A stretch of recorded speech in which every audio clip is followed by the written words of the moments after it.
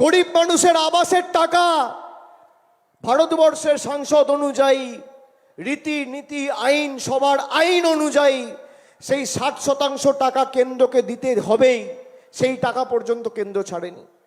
তার কারণ বাংলায় এরা মুখ থুবড়ে পড়েছে।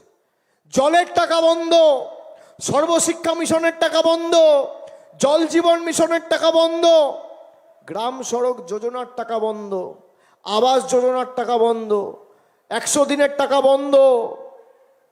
এখানে ক্যামেরা আছে, বিজেপির নেতারা বলবে অভিষেক বন্দ্যোপাধ্যায় মিথ্যে কথা বলে গেছে।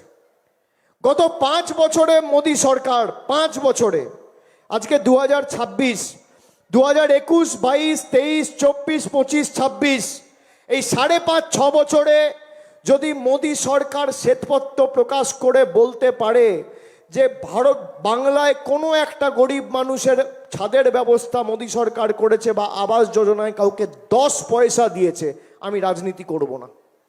Open challenge. যদি বলতে পারে 5 বছরে 10 পয়সা 100 দিনের দিয়েছে, আমি রাজনীতি করব না। যদি বলতে পারে গত 4 বছরে গ্রাম সড়ক যোজনায় 10 পয়সা দিয়েছে, আমি রাজনীতি করব না।